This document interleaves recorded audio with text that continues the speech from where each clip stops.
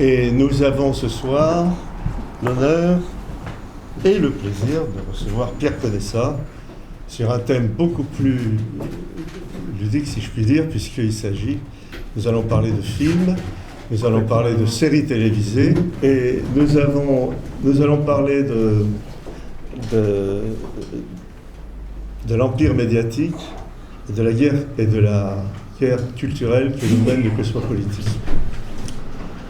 Mais avant cela, je voudrais, comme traditionnellement, faire les annonces de la paroisse, entre guillemets. Et donc, je vous rappelle que nous avons reçu le 27 septembre l'ambassadeur de Hongrie, qui nous a traité d'un sujet tout à fait d'actualité. Y a-t-il une voix hongroise pour l'Europe ?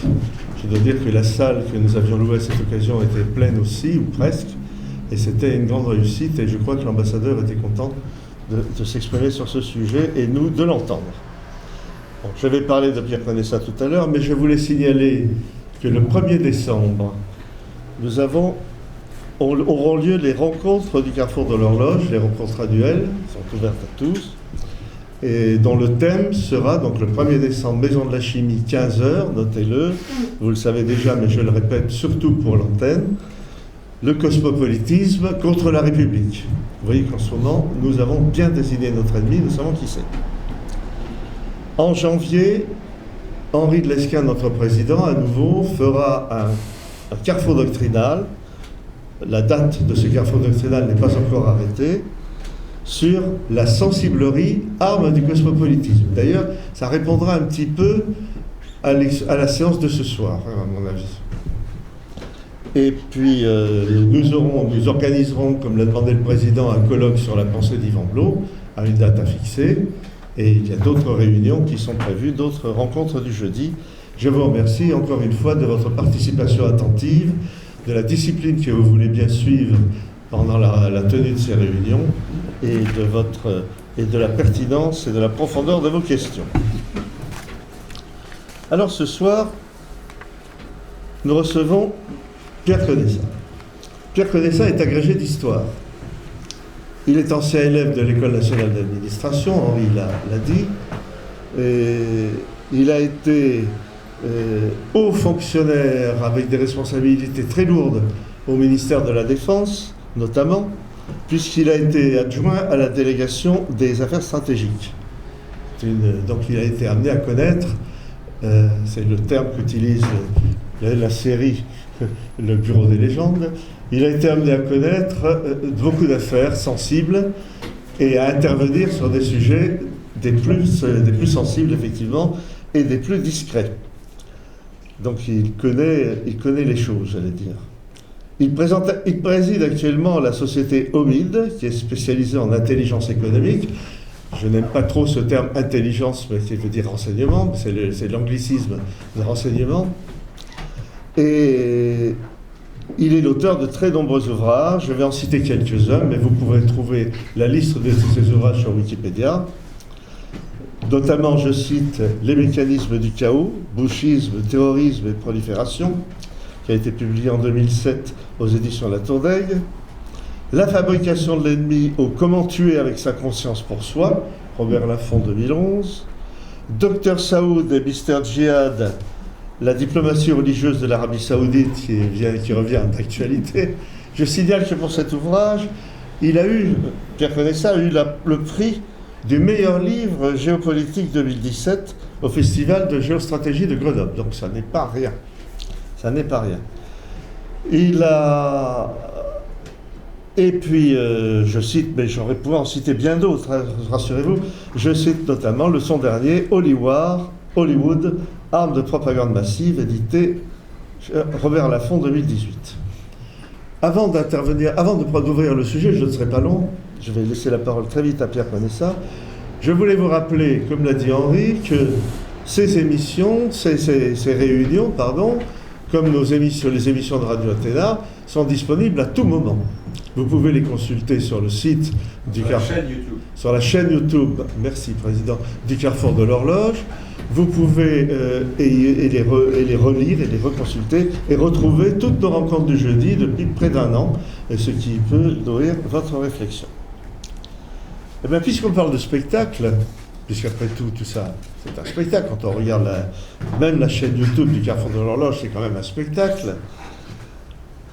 C'est au moment, j'ai remarqué que c'est toujours au moment où il se distrait, où il se délasse après une journée de travail pénible, après avoir rencontré des difficultés peut-être familiales de tous ordres, au moment où enfin l'homme ou la femme s'assoit devant son écran de télévision ou va au cinéma, pour un moment de délassement, pour un moment où il s'abandonne en quelque sorte, c'est à ce moment-là qu'il est le plus vulnérable aux messages dits subliminaux ou pas du tout, aux messages directement envoyés par ceux qui veulent influencer son esprit. Vous avez tous en tête la fameuse remarque d'un président de chaîne qui avait dit « Nous ne sommes là uniquement que pour vendre de l'esprit à Coca-Cola ».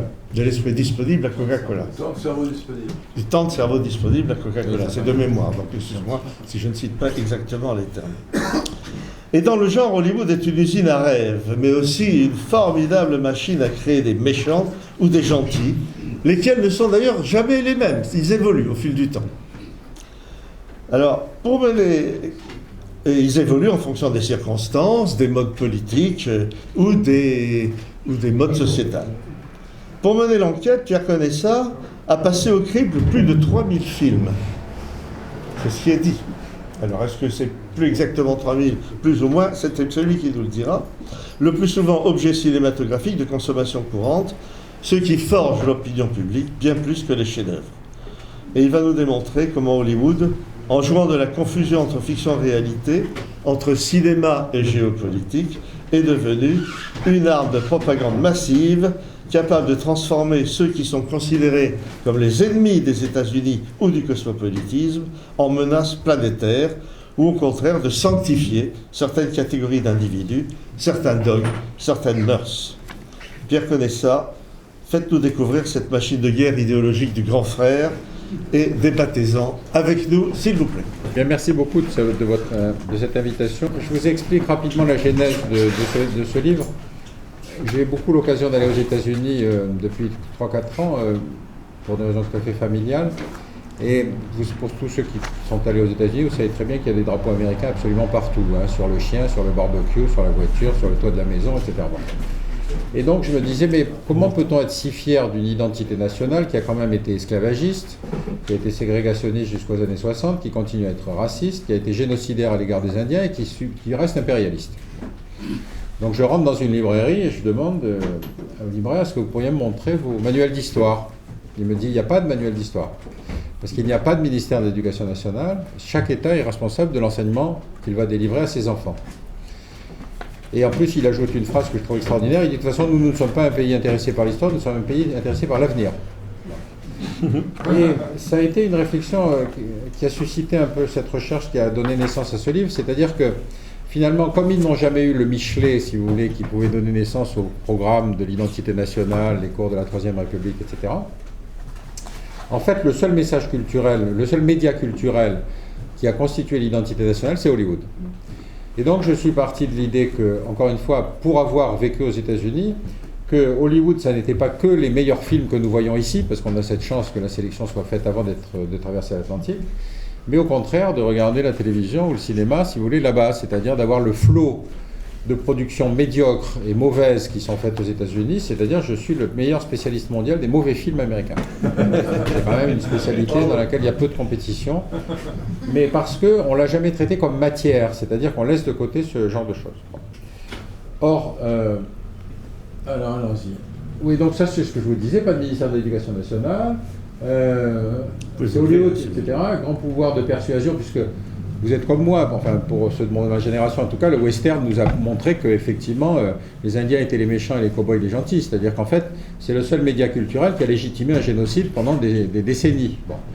Donc ce pouvoir... Attendez, donc c'est le mauvais film qui ont fait le matériau sur lequel j'ai travaillé, et donc le caractéristique du mauvais film c'est qu'il n'y a pas de second degré. C'est-à-dire que les Indiens sont méchants et les cow-boys sont gentils, et puis les Asiatiques sont des gens cruels qui font des tortures, etc. etc. Bon. Donc je n'ai pas vu les 3000 films parce que je vais vous en citer quelques-uns pour vous expliquer comment j'ai travaillé. Mais effectivement, disons que l'échantillon recouvre à peu près 3000 films. Alors, La dernière remarque, c'est que les mauvais films produits en quantité sont ceux qui font l'opinion. Parce que ce n'est pas la qualité d'un film, c'est le nombre d'entrées, à mon avis, qui est le critère important, c'est-à-dire combien de gens ont vu le produit sur lequel j'ai travaillé. Donc, allez-y, s'il vous plaît. Alors, il y a quelques postulats stratégiques, si vous voulez, qu'il faut comprendre comment s'est construite l'identité politique américaine. D'abord, il y a une idéologie qui s'appelle la stratégie de la destinée, hein, la théorie de la destinée manifeste, c'est-à-dire c'est celle des pères fondateurs, qui estiment que ce pays a été créé quasiment sur une volonté divine qui a une destinée qui va être formalisée par un certain nombre de penseurs au XIXe siècle, qui va être d'abord de coloniser le territoire en y apportant la démocratie, même en massacrant les Indiens, et puis ensuite va avoir comme vocation justement de créer le meilleur des sociétés du monde dans une conception qui est quasi théologique, c'est-à-dire ça donne une espèce de mission civilisatrice de l'Amérique qui s'exprime sur les billets. Hein. Vous savez qu'il y a écrit « In God we trust », ça veut dire en Dieu nous avons confiance, et les autres ajoutent en général aux autres, c'est payé en comptant. Donc la légitimation a commencé avec la conquête du territoire, c'est-à-dire avec effectivement cette destinée manifeste. Hein, il y a un tableau qui doit être représenté d'ailleurs à droite, là, ici, où vous avez une espèce de personnage, si vous voulez, qui est censé conduire les caravanes de colonisation qui vont effectivement amener la civilisation dans les territoires occupés par les Indiens. Henri, arrête.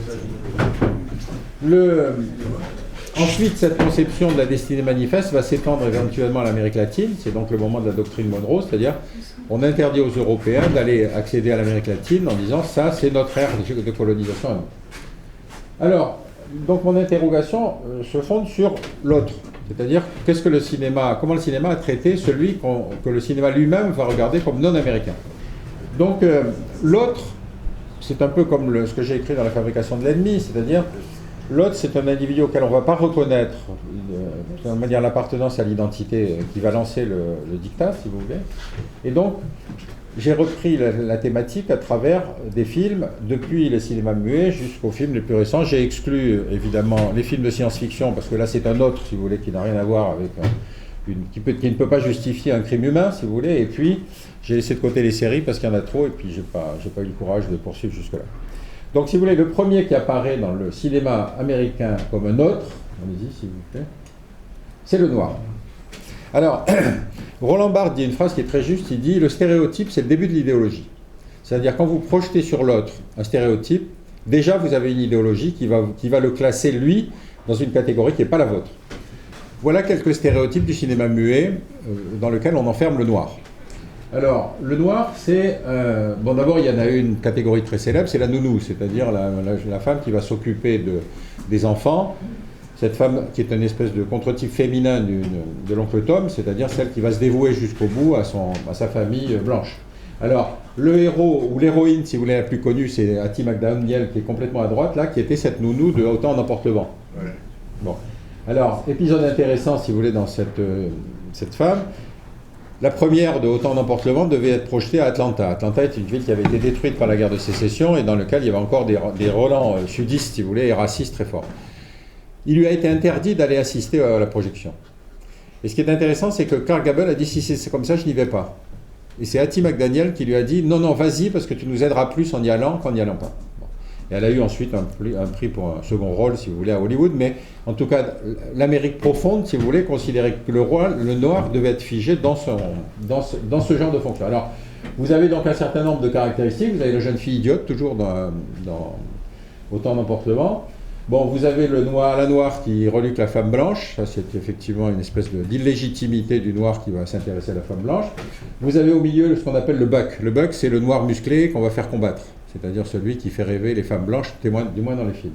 Et puis, vous avez effectivement, alors au milieu, vous avez le chanteur de jazz, et le chanteur de jazz, c'est joué par un blanc, d'ailleurs il est suffisamment grimé pour qu'on voit bien que c'est un blanc, qui est censé jouer un noir. Bon. Et ça, c'est une constante du cinéma hollywoodien, c'est-à-dire que les héros positifs, quand ils ne sont pas de la bonne couleur, c'est des blancs qui sont grimés. Je reprendrai d'autres exemples si vous voulez pas. Alors, il y a aussi un truc qui est très classique des films de Max Sennett, enfin des films burlesques, c'est le noir est un peu heureux. C'est-à-dire, dès qu'il y a quelque chose, si vous voulez, il a les cheveux qui se dressent sur la tête, et il roule des yeux, etc. Donc, vous voyez, les stéréotypes sont très construits, et ils sont très répétitifs. Et on est sur des séries, encore une fois, on n'est pas sur des cas exceptionnels comme ça. Passez la photo suivante. Alors, oui, il y a une autre catégorie de noirs, mais qui est plus récente, si vous voulez, c'est l'Africain.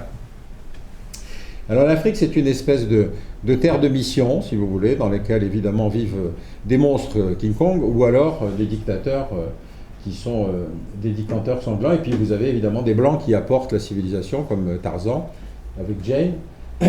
Et je crois qu'il y a eu à peu près une 60 films de Tarzan, par exemple. Vous voyez, vous avez un échantillon là du caractère répétitif du héros. Qu'est-ce que je vous ai mis là? Alors vous avez donc effectivement King Kong, c'est-à-dire l'Afrique est une terre sauvage dans laquelle peuvent encore continuer à exister des monstres. Le monstre étant le rapprochement, le choc du film étant le moment où le monstre arrive jusqu'à New York. C'est-à-dire qu'effectivement, c'est quand il monte sur l'Empire State Building qu'à ce moment-là, on a le sentiment que l'Afrique est une espèce de terre de danger qu'il faut garder à distance. Tout en haut là-bas, vous avez la série... comment ça s'appelait cette série C'était une série télévisée où il y avait régulièrement des dictateurs africains, donc je les ai oubliés parce que ça me reviendra tout à l'heure. Pardon ? Mission Impossible. Mission Impossible, exactement. Et la Mission Impossible, ça a été long, hein. Il y a eu des dizaines et des dizaines, et effectivement, ça variait entre les dictateurs sud-américains ou les dictateurs... Et il y avait un noir dans l'équipe. Et ça, on va y revenir, si vous voulez, ça va être le problème de l'accès de ces autres, si vous voulez, à la légitimité du cinéma. Et au milieu, vous avez le dictateur africain. Bon, alors évidemment, il est cruel, il torture, etc. etc. Bon, l'Afrique, terre de grands espaces et d'animaux sauvages, c'est effectivement John Wayne. John Wayne est un type intéressant d'acteur qui a symbolisé complètement le rêve américain. Bon, il a fait par exemple 80 films, 80 westerns. À lui tout seul, c'est beaucoup quand même. Donc il a peut-être tué plus d'Indiens, si vous voulez, que les guerres indiennes en ont tué. Donc vous avez des typologies, vous avez des stéréotypes, et évidemment, alors je cite dans le livre une petite vidéo qui a été faite par 4 étudiants africains qui se moquent justement de la façon dont les Africains sont représentés. Et alors c'est des points de vue d'Africains sur le cinéma américain, c'est-à-dire qu'ils sont mis dans la même position que moi, c'est-à-dire, enfin, eux ils sont évidemment plus légitimes à parler des Africains puisqu'ils le sont, et donc c'est très amusant, vous en trouverez les références dans le livre, parce qu'il y a cette distance, si vous voulez, où effectivement vous avez des... Alors, il y a certains films aussi qui sont très drôles, où quand vous tombe un commando, je crois que c'était dans Expendable... Avec près du micro. Pardon ? Avec près du micro. Ah oui, pardon. Dans Expendable, quand ils arrivent sur un pays, je veux dire, c'est comme les sauterelles, il ne reste plus rien, quoi. Ils ont tout détruit, pas les Africains, je veux dire, le commando qui est venu libérer l'Afrique. Hein, donc, dans les Africains, vous avez 2 catégories qui sont effectivement le noir américain qui va avoir du mal à exister, et il n'existera que par une réaction cinématographique dont je vous parlais tout à l'heure. Qu'est-ce qui s'est passé exactement? C'est que, à partir du moment où commence le mouvement des droits civiques, contrairement à ce qu'on pourrait penser, ça ne donne pas droit aux noirs américains d'accéder à Hollywood, puisqu'au contraire, comme ils ne sont plus autres, si vous voulez, ils sont moins intéressants. C'est quand ils vont créer leur propre cinéma, qu'on appelle le Blaxploitation, où ils vont créer un certain nombre de films répondant aux critères hollywoodiens, mais avec des héros américains, avec des héros noirs. Bon. Et donc il y en a un qui est très célèbre, qui s'appelle Shaft, si vous voulez, où toutes les problématiques sont renversées, c'est-à-dire tous les héros sont noirs et toutes les histoires concernent les noirs. Mais c'est encore une fois, quand une minorité se constitue en groupe de consommateurs, qu'il ne faut pas faire pression sur Hollywood. Ce n'est pas un groupe politique. Un groupe politique, pour Hollywood, ça signifie qu'ils sont moins intéressants. Par contre, quand ils menacent de boycotter un film, à ce moment-là, les producteurs commencent à écouter ce qu'on leur dit. Alors, allez-y, je vous en prie. Alors, évidemment, la grande catégorie, vous la connaissez, c'est le rouge. Sachant qu'effectivement, le terme de peau rouge, vous le connaissez, hein, c'est un qualificatif colonial, ils n'avaient rien de rouge, mais comme il y avait les maquillages... merci. Et les peintures de guerre, il y avait effectivement cette idée qui s'est répandue que tous ces gens-là étaient rouges. Alors, il y a eu donc, comme je vous le disais, 2700 westerns sur 24 ans. Vous savez, ça fait pas mal. Vous imaginez ce que ça fait par an. Alors, le western a été, si vous voulez, la base du cinéma populaire américain, parce qu'il y avait des cinémas qui s'appelaient les Nickelodeon, qui étaient des cinémas dans lesquels, avec un nickel, 10 cents, on pouvait avoir 2 films. Et 2 films, le deuxième s'appelait série B. C'est là que vient l'expression. C'est-à-dire que les producteurs faisaient avec les mêmes personnages, les mêmes acteurs, etc., des films où simplement l'histoire changeait. Donc vous aviez Opalong Cassidy le matin, Opalong Cassidy le soir, après vous aviez Buck John le matin, Buck John le soir, etc., etc. Donc c'est cette série en production qui faisait qu'avec de très faibles moyens, il y avait une production qui commençait à devenir industrielle. Alors, qu'est-ce que je vous ai mis là? Bon, ben ça, vous savez bien, les Indiens qui attaquent la caravane, ça n'a rien d'extraordinaire. Je vous reviendrai sur ce film qui s'appelle Les Cheyennes. Attendez, je regarde ce que je vous ai mis là. Alors, effectivement, Prenez votre micro. vous avez toujours le thème du sauvage qui attaque la femme blanche. Hein. Ça, c'est l'illégitimité absolue. Bon, vous avez le héros cowboy John Wayne, je n'y reviens pas. En haut, vous avez un exemple intéressant, c'est Bronco Apache, où le rôle de l'Apache qui s'est révolté contre les cow-boys est joué par Burt Lancaster. C'est-à-dire, encore une fois, on vient sur cette idée qu'un bon héros, même s'il a un côté, dès qu'il a un côté positif, c'est un blanc qui l'interprète. Et puis, vous avez ici quelque chose de très intéressant, c'est la femme indienne. Pourquoi? Parce qu'il y avait un code moral qui avait été fait par la profession, hein, qui n'était pas un code de censure au sens légal du terme. Bon, le cinéma, vous le savez, a été accusé dès le début de corrompre la jeunesse, de pousser à la violence, etc., comme on l'a fait pour la télévision, comme on l'a fait à chaque fois qu'il y avait un média nouveau.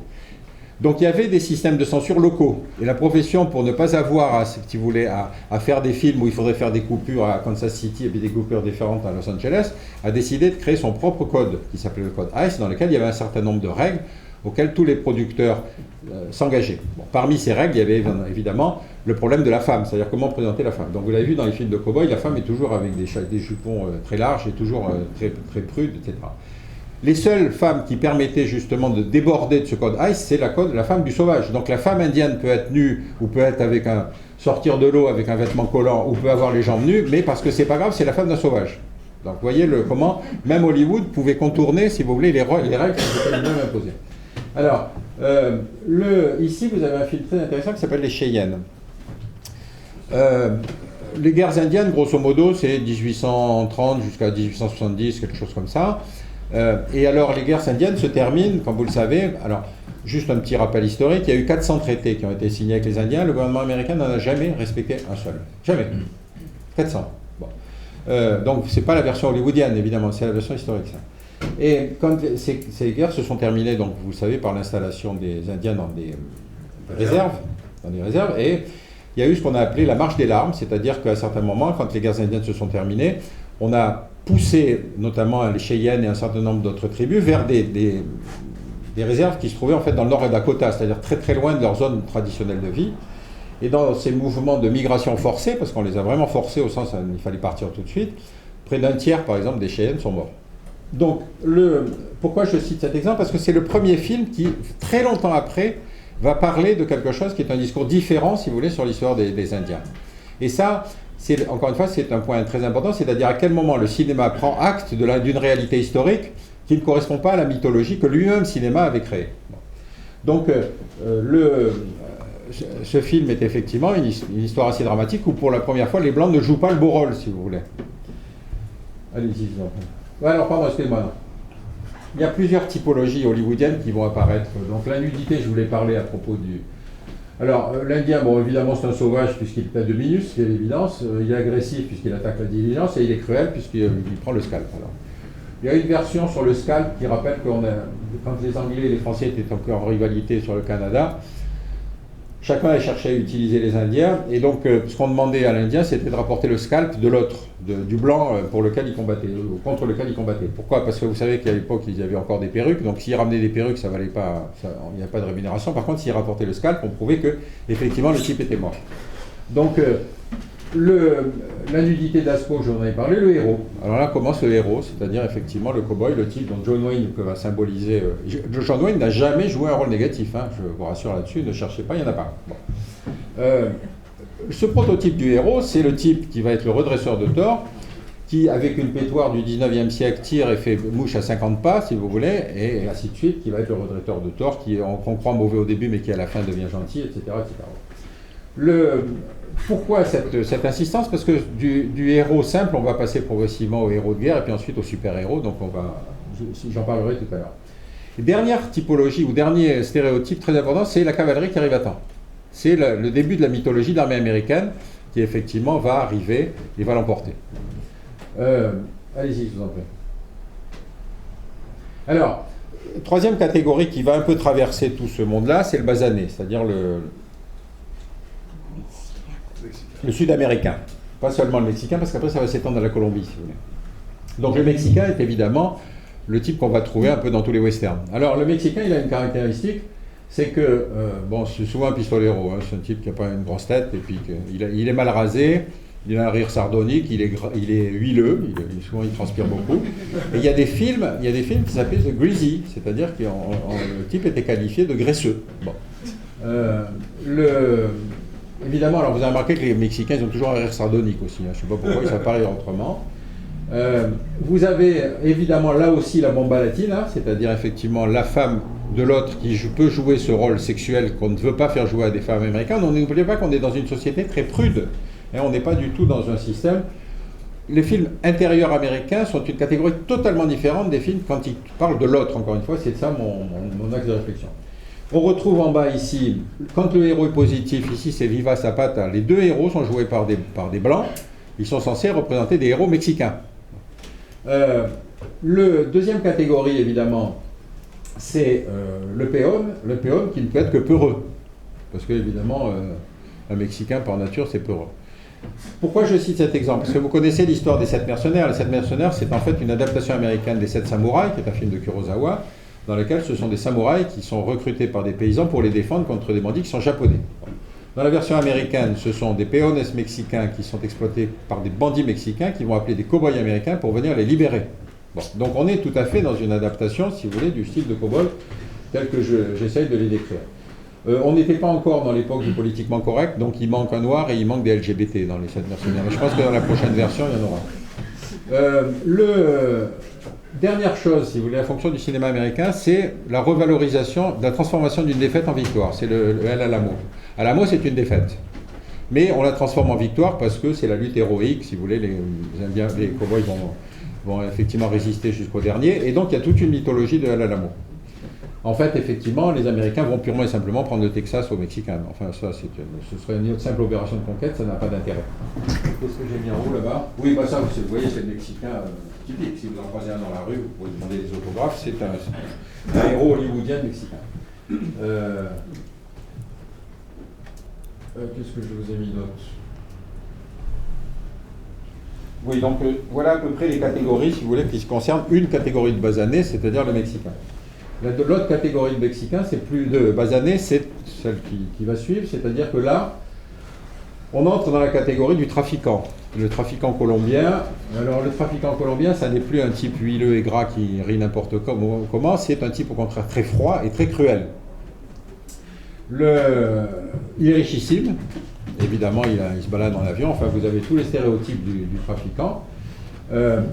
Toujours les rôles positifs sont joués par des acteurs blancs. Par exemple, vous avez l'adaptation du roman d'Isabelle Allende qui s'appelle La Maison aux Esprits.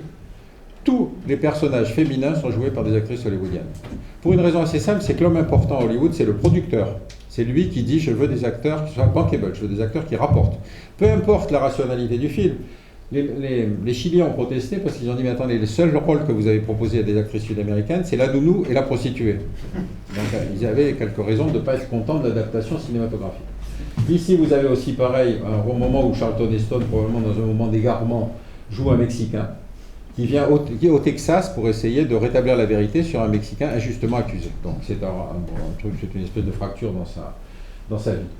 Et puis sinon, vous avez régulièrement, ben là vous avez effectivement, je ne sais plus lequel c'est pas grave, mais enfin il va faire une qu'est-ce que c'était? Oui, il doit faire une mission en Amérique latine, mais alors ce qui est très intéressant, c'est que vous avez l'impression que les rues d'Amérique latine sont des moments où les gens se baladent avec des bazookas, si vous voulez, ils se tirent dessus des missiles, etc., etc. C'est-à-dire qu'évidemment, n'allez jamais en Amérique latine, parce que vous risquez effectivement non seulement de prendre une balle perdue, mais vous risquez de prendre carrément une voiture qui explose, etc. Donc toute la description, si vous voulez, qui est faite de ces pays n'a absolument rien à voir avec ce qui est une réalité. Par contre, vous avez, à travers l'exemple du trafiquant colombien, vous avez une transposition de la méchanceté. C'est-à-dire, il ne faut pas oublier que s'il y a du trafic de drogue, c'est parce qu'il y a des consommateurs. C'est quand même une différence essentielle. Or là, on va rendre le trafiquant responsable du fait qu'il y a de la drogue aux États-Unis.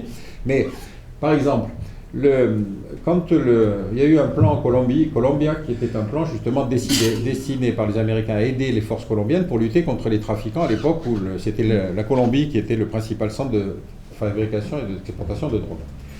Donc ce plan Colombia était un plan où il y avait de l'assistance militaire, des aides financières, etc. Et puis aussi un plan d'aide à la reconversion des régions dans lesquelles il y avait des plantations de coca. Et donc les gens ont planté des fraises. Et bien dès qu'ils ont planté des fraises et qu'ils ont voulu les exporter aux États-Unis, il y a eu une réaction de l'association des producteurs de fraises américains qui disait mais nous on n'a pas à supporter le coût, etc., etc. Vous voyez, donc on est sur ces problèmes quand on les regarde sur le plan économique qui n'ont rien à voir avec la façon dont Hollywood les présente. Mais enfin vous avez avec le trafiquant colombien ici, vous avez quand même l'individu qui est une espèce de mal absolu. Et quand effectivement il s'agit de raconter l'histoire vraie, puisque ça c'est l'histoire du Colombien dont j'ai oublié le nom. Là, pour une fois, c'est joué par un acteur sud-américain. Parce que là, c'est le méchant absolu. Hein, donc, on ne va pas demander à John Wayne de jouer ça.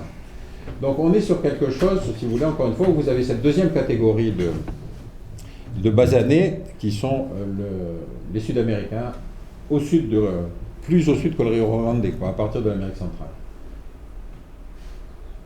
Alors, ensuite, à partir des années 30, vous avez le jaune. Alors, n'oubliez pas qu'on commence à ce moment-là une partie de la migration sur la côte ouest de jaunes qui viennent, eux aussi, si vous voulez, immigrer aux États-Unis. Alors, les premiers films sur le jaune, ben, c'est Dr. Fu Manchu.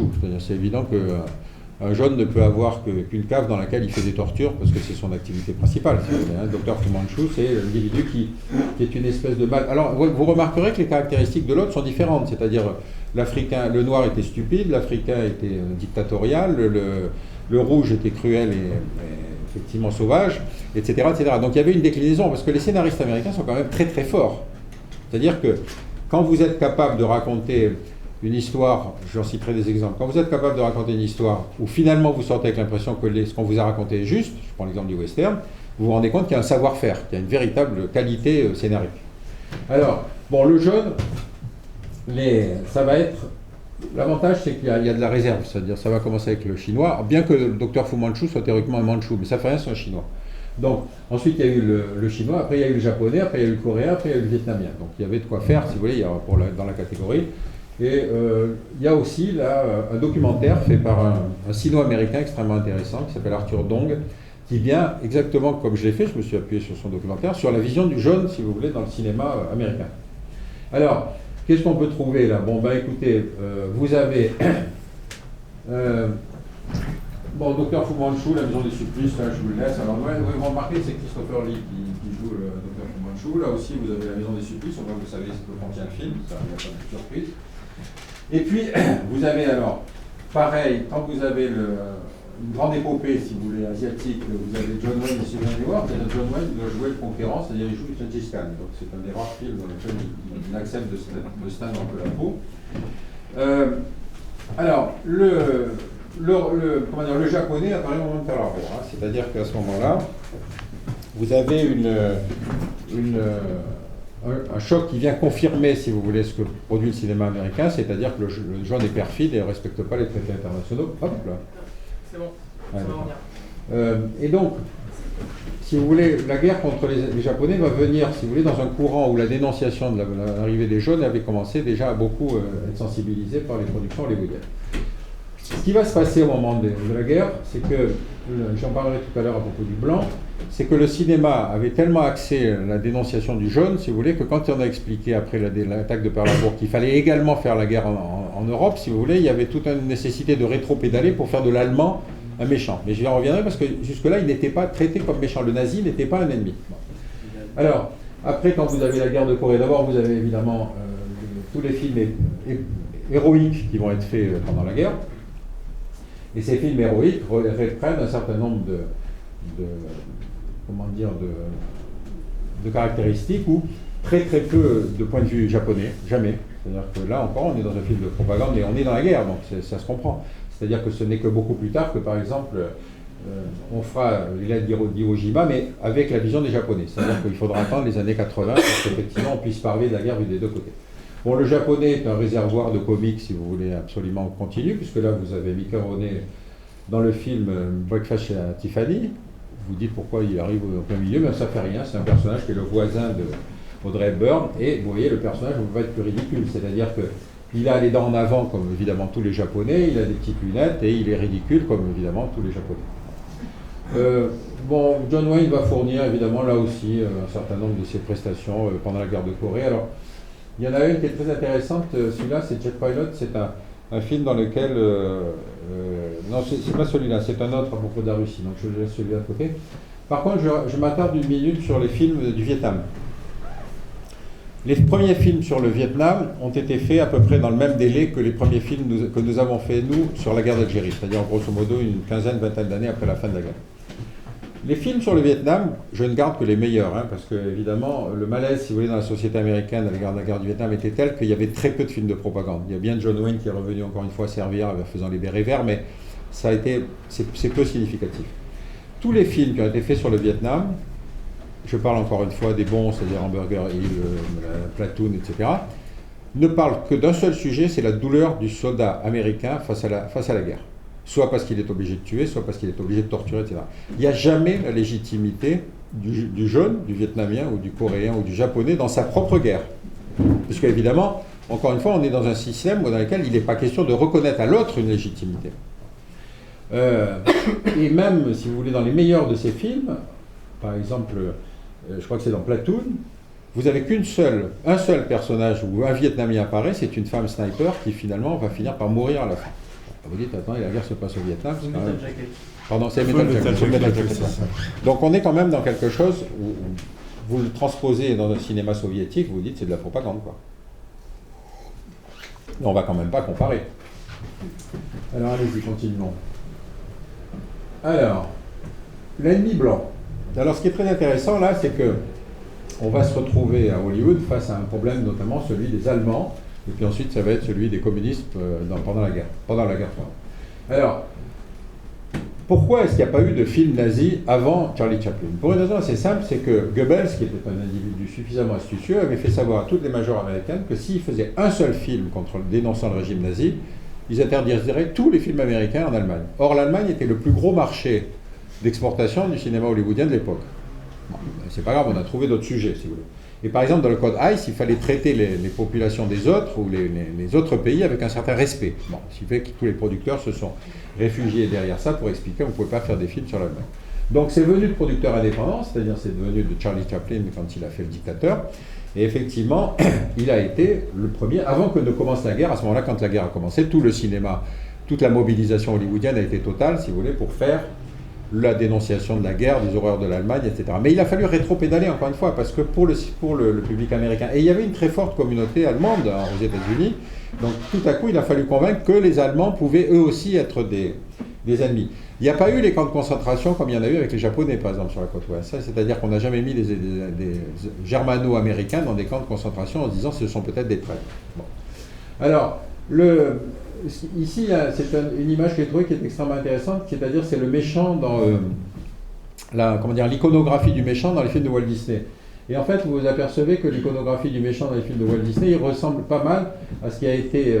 ça, c'est par exemple le film Les Trois petits cochons de 1932. Vous remarquerez qu'il n'a pas du tout la même tête que ce qu'il va avoir 15 ans plus tard. C'est-à-dire que là, il est vraiment représenté avec toutes les caractéristiques du juif, quoi. Et effectivement, là, vous avez une affiche de propagande allemande. On est dans quelque chose où, si vous voulez, filtre toujours quelque part une espèce de dénonciation de gens qui sont les blancs infiltrés. Alors, vous aviez eu des films comme ça, films de la guerre froide, Je suis marié avec un communiste, si elle s'en est aperçue après coup. Vous avez évidemment les films d'espionnage, c'est-à-dire James Bond, on va avoir toute cette production, mais on est déjà à ce moment-là dans une distanciation. Vous savez que James Bond ne se bat pas contre les communistes, il se bat contre le spectre, c'est-à-dire l'idée qu'il y a une puissance maléfique qu'on n'a pas identifiée, mais le film d'espionnage devient un grand succès à partir de ce moment-là. La distance critique avec le système américain commence avec les Jours du Condor, qui est effectivement, encore une fois, produit par des indépendants, parce que c'est Robert Redford ici, qui va effectivement montrer quelques distances à l'égard de la politique de la CIA, puisque c'est l'époque où toutes les dictatures d'Amérique latine sont installées par la CIA. Et donc, encore une fois, les films critiques viennent toujours d'indépendants, parce que c'est les seuls qui veulent bien prendre le risque pour des raisons de motivation. C'est des films de Robert Redford, ce sont les films de Charlie Chaplin, vous avez, comment ça s'appelle, Danse avec les loups, Kevin Costner, etc. Donc ça, là, ce sont des producteurs indépendants qui, sur leur propre notoriété, décident de faire, qui sont en rupture, si vous voulez, avec la thématique dominante. Allons-y. Alors, le Frenchie. Bon, je n'ai pas développé sur les communistes, parce que si vous voulez, là, je crois qu'on a tous à peu près les éléments en tête. Simplement, j'insiste sur une seule chose, et on en reviendra tout à l'heure, c'est que si la commission McCarthy s'est particulièrement intéressée au cinéma, c'est parce que le cinéma est un média d'identité nationale. Ils ne l'ont pas fait sur le théâtre, ils l'ont fait sur le cinéma, parce que le cinéma est un média dont la force de conviction est incommensurablement supérieure à tout ce qu'on peut trouver ailleurs. Et donc, on est dans une époque où on ne s'est pas intéressé à certains autres types de production. On s'est vraiment intéressé, la commission McCarthy s'est focalisée sur la liste noire, sur tous ces gens qui étaient considérés comme des producteurs pensant mal, qu'ils étaient communistes ou pas. Alors, le Frenchie. Bon, ben, le Frenchie, c'est pas un problème. Il est collabo.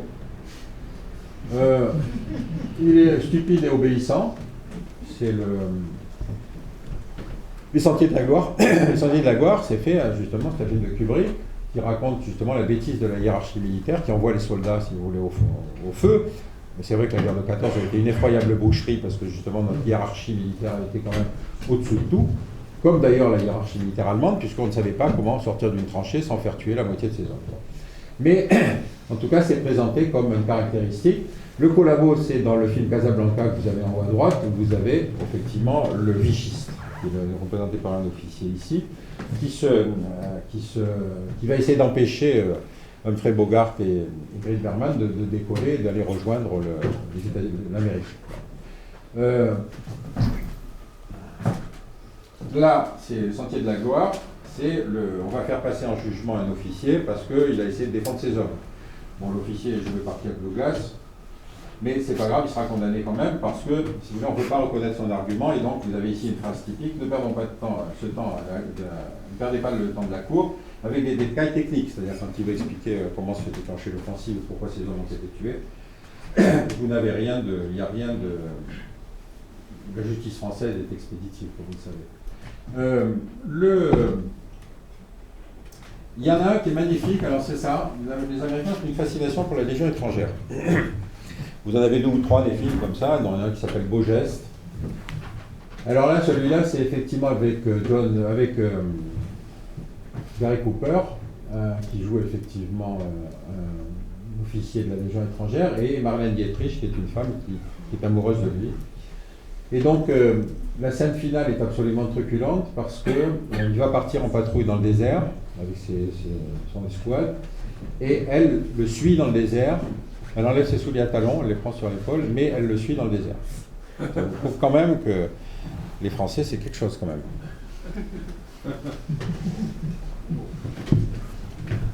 Qu'est-ce qu'on a d'autre? Alors oui, ça c'est l'époque de la dénonciation du French bashing, c'est-à-dire quand Jacques Chirac refuse d'aller en Irak. À ce moment-là, c'est déchaîné, en particulier à Hollywood, une espèce de campagne anti-française qui a repris une grande partie de ces thèmes. Alors, je cite dans le livre en particulier une phrase de certains acteurs français qui ont travaillé aux États-Unis à ce moment-là, qui n'avaient comme seul rêve que d'aller là-bas, effectivement, faire une partie de leur carrière aux États-Unis, mais avec qui on ne proposait à ce moment-là que des rôles de méchants. Ça pouvait être dans James Bond, ça pouvait être dans d'autres films.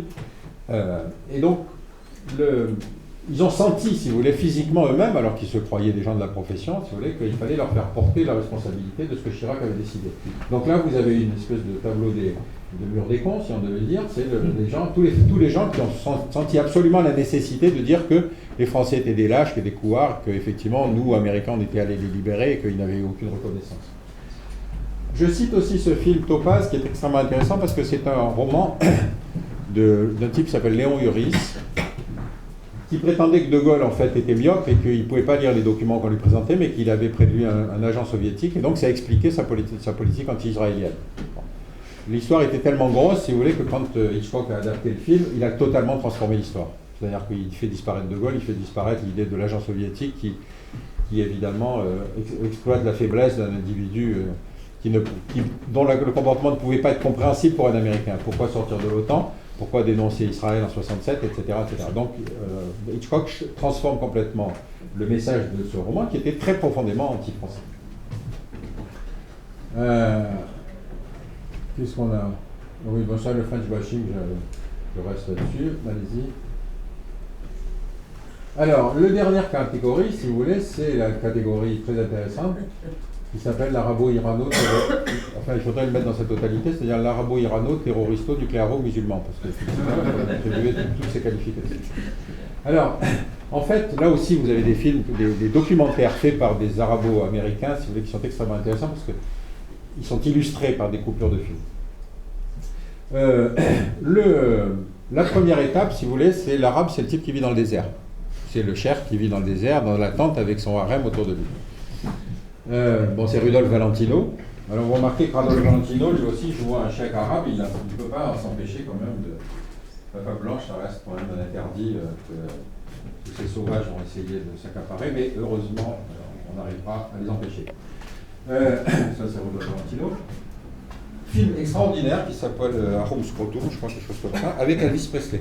Elvis Presley fait une tournée au Moyen-Orient, je ne crois pas qu'il en ait jamais fait, mais enfin ça fait rien, il fait une tournée au Moyen-Orient, et il sauve un shérif de je ne sais pas quoi, d'une attaque par des méchants, et en fait le shérif lui propose son harem.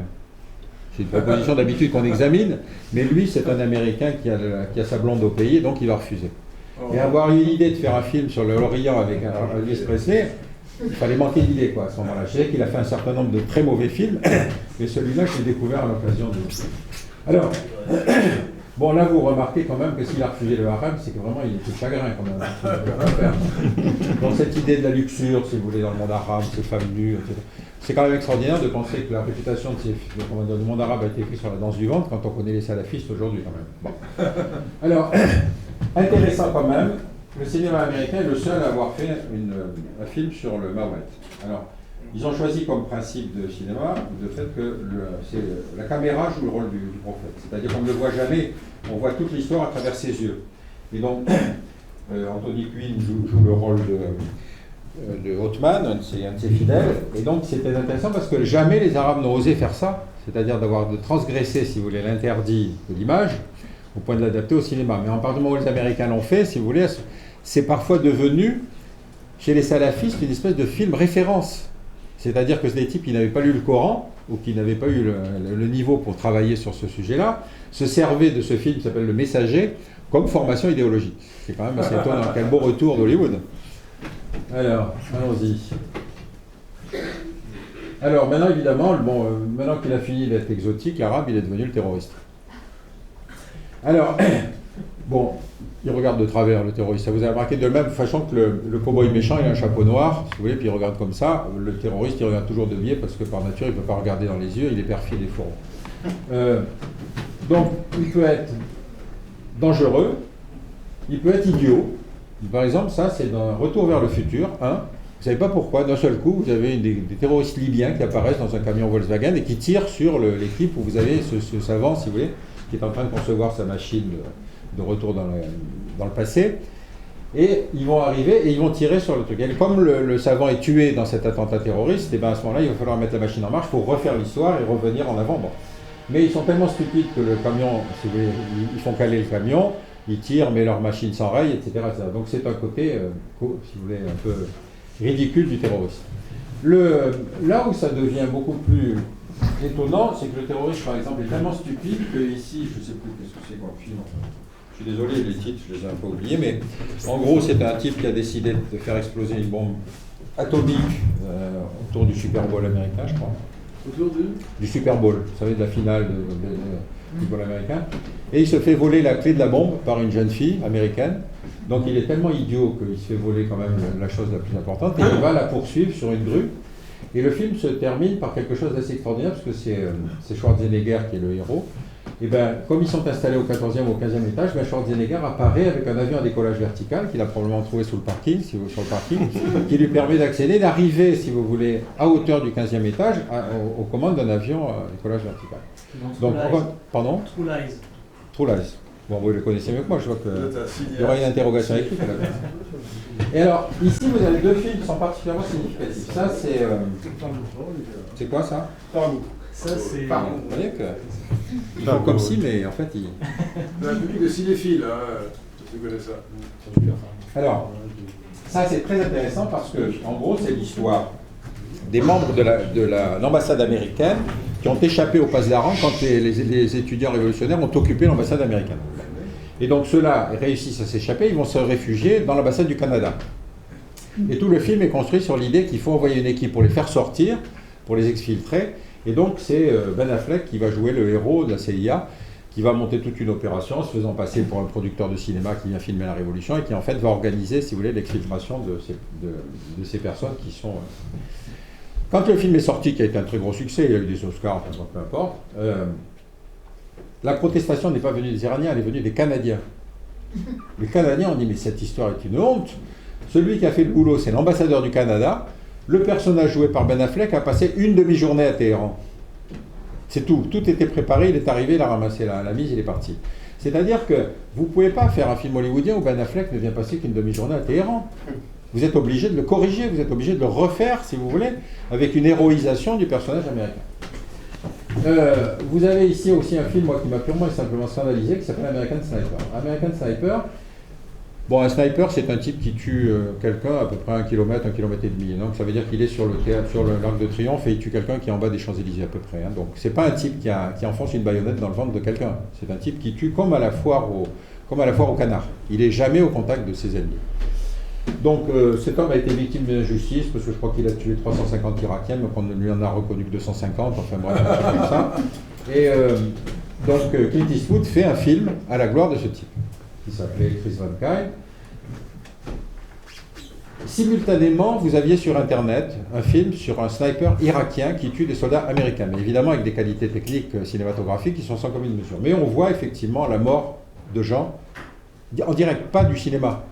Et c'est terriblement impressionnant quand c'est une mort vraie, pas quand c'est un film de cinéma. Alors, vous me diriez lequel des deux films est un film de propagande? Évidemment les deux. Les deux, puisque ce sont deux personnages qui jouent exactement le même rôle dans un conflit où effectivement ils tuent des gens à distance. Bon. Alors, la partie la plus intéressante du film, c'est que donc ce Chris Van Kyle repart 4 fois en Irak. Ça veut dire qu'il s'emmerde chez lui. C'est quand même ça que ça veut dire. Hein. Il n'est pas obligé de repartir, mais ça fait rien. Il dit, je vais défendre la liberté quand même. Il était parti défendre la liberté en Irak. On a vu le résultat. Et donc, il va finalement revenir.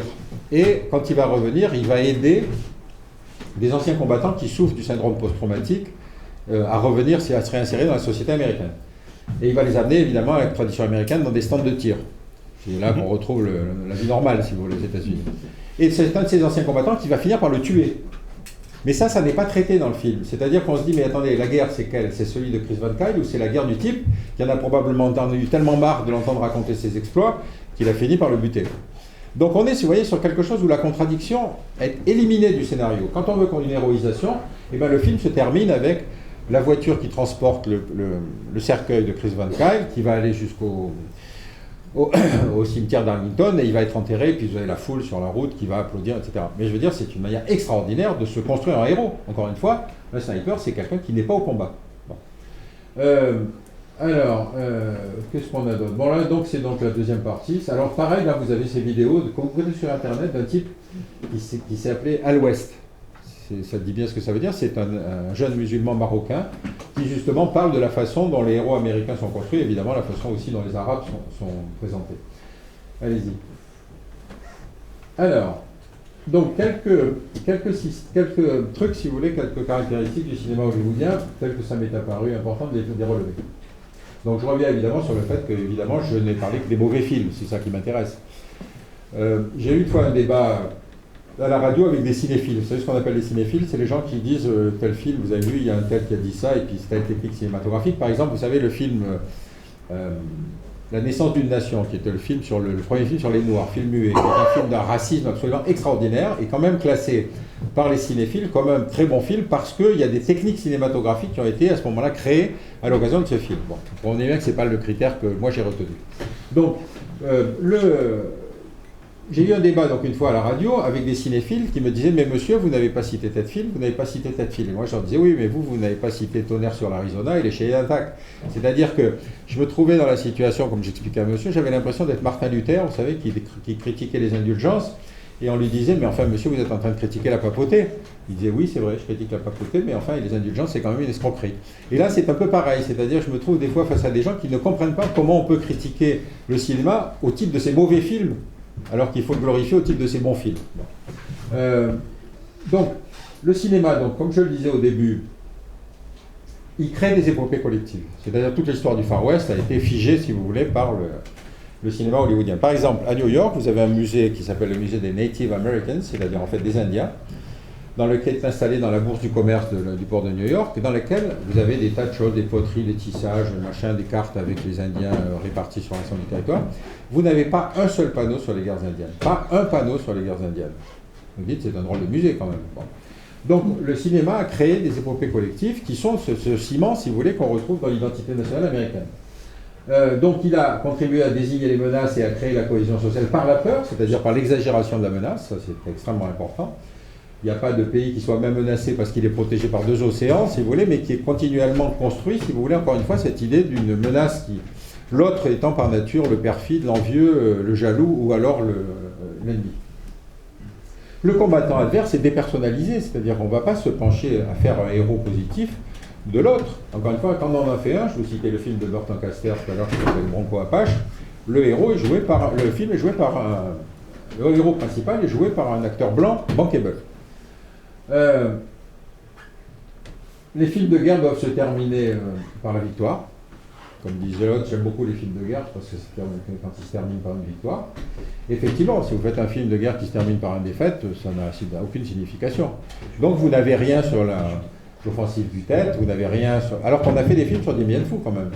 C'est-à-dire que le cinéma français a un rapport à la guerre, si vous voulez, qui est tout à fait différent parce que c'est un rapport de gens qui ont fait la guerre. Les films de Schoendorfer sont des films, par exemple la 317e section, sont des films qui sont au niveau du combattant. Les films américains sont des films qui sont faits au niveau du héros. Et donc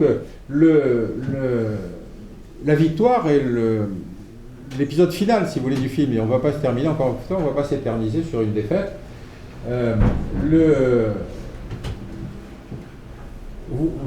va le reparler, si vous voulez, à propos tout à l'heure du super-héros. Mais, donc évidemment, vous avez des armes, beaucoup d'armes. Ça, c'est quand même, comme disait l'autre, un bon film de guerre se mesure au nombre d'hélicoptères mobilisés. C'est ce que disait un critique cinématographique.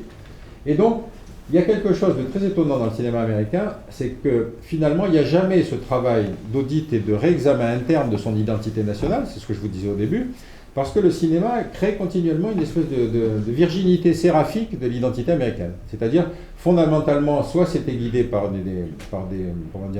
des bons postulats, c'était pour le bien de l'humanité, soit fondamentalement le héros est mort, mais il est mort pour la bonne cause, etc. Et c'est une phrase de Fanny Hoffman, c'est pas une phrase de moi, c'est-à-dire que Fanny Hoffman parlait, il disait l'identité nationale américaine est l'identité perpétuellement juvénile. Dans le code H, je vous en ai parlé tout à l'heure, alors on va rigoler un peu sur la fin, quelques stéréotypes évidemment. Alors, ce qui différencie le cinéma américain du cinéma de propagande, quand même, du cinéma nazi et du cinéma soviétique.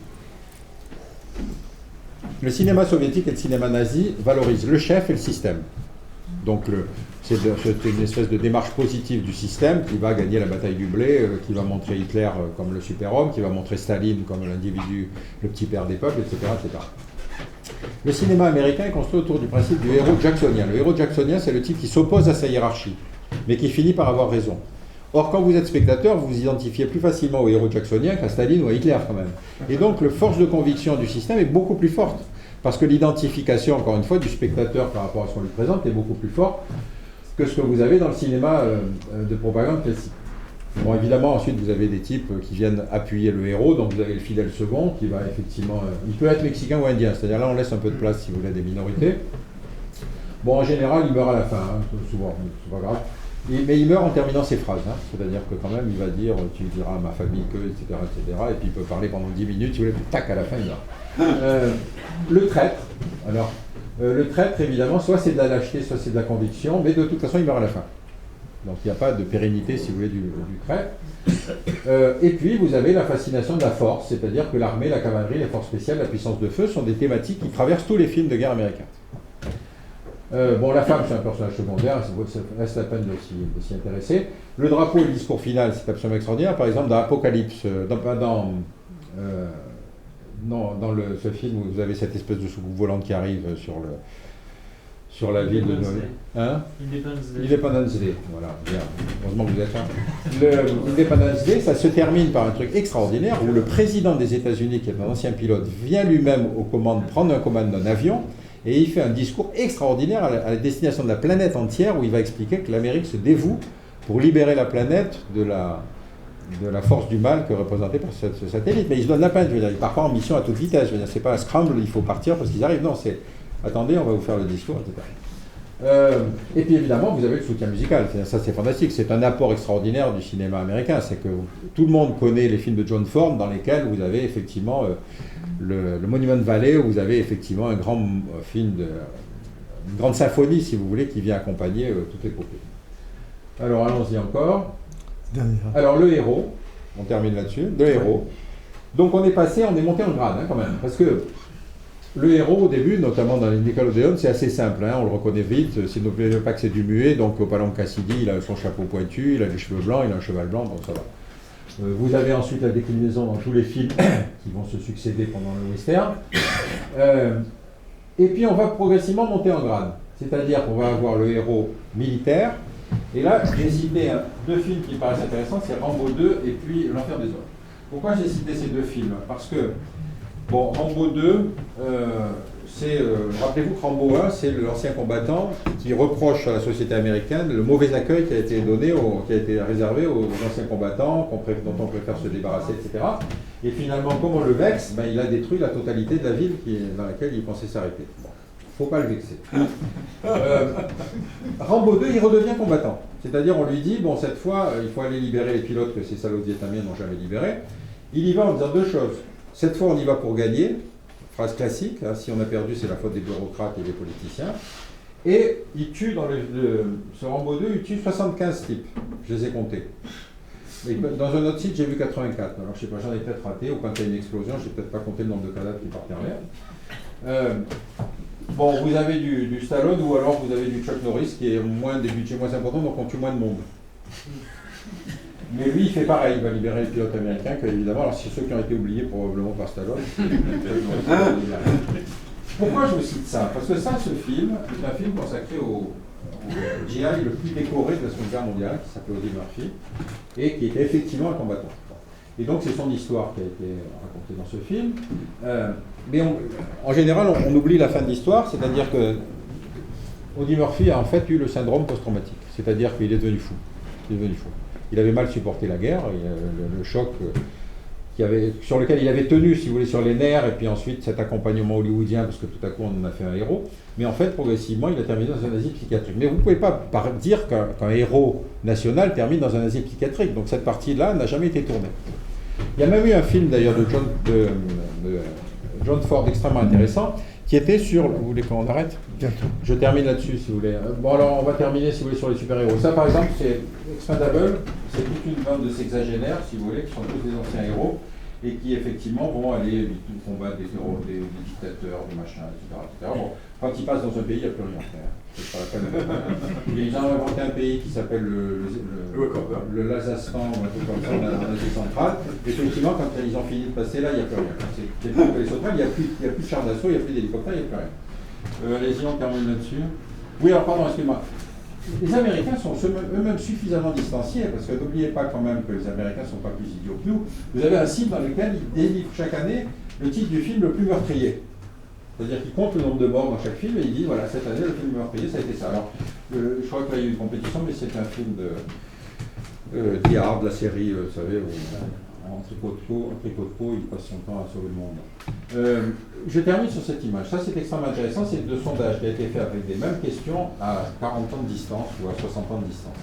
La question était la même, c'est quelle est, selon vous, la nation qui a le plus contribué à la défaite de l'Allemagne en 1945 ?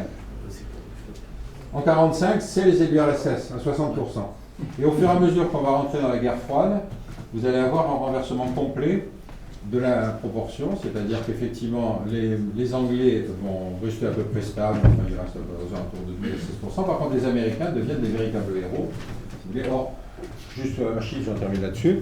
Les Américains ont perdu sur les deux théâtres d'opération le même nombre de morts que les Russes dans la bataille de Stalingrad.